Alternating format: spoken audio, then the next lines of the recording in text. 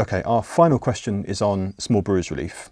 I know SBR has been taking up a lot of your time, Mike, over the past couple of weeks and months.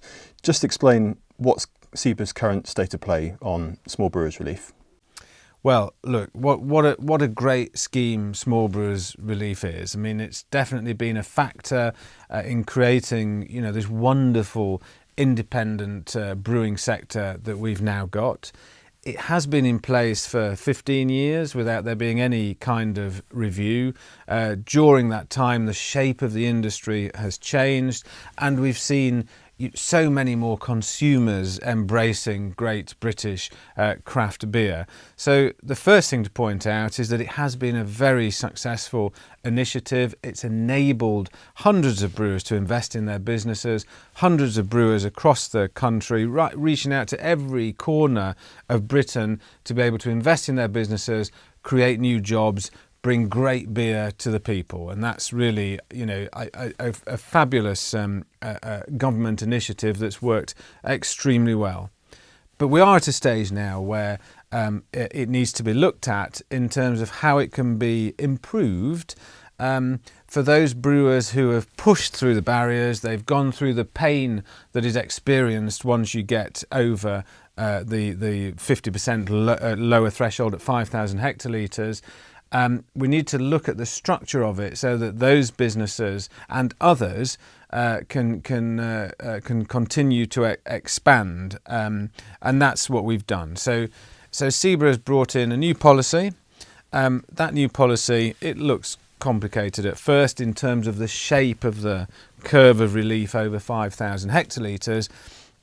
But actually the principle is just that without removing any of the relief given to smaller brewers below 5,000 hectolitres, that those above 5,000 right up to the permitted maximum of 200,000 hectolitres would get some benefit, which we think would be fairer from an investment and jobs point of view. So that's our new policy position. Again, there are full details of how that works on the members' toolbox.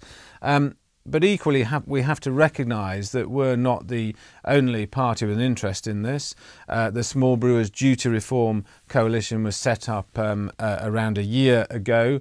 The members of that coalition are mainly bigger SIBA members and then a few others. The coalition has been successful in raising the issue with politicians up to ministerial level and with officials, so that what we do know from the debates on the run-up to the November budget is that politicians are interested and they do want to see some positive reform of this. And that creates us with an opportunity. It's an opportunity for us to collaborate and work with other parts of the industry to deliver a way forward on small brewers relief, which is united, which is an industry voice. It's been made quite clear to us that that's the only way we're going to secure reform.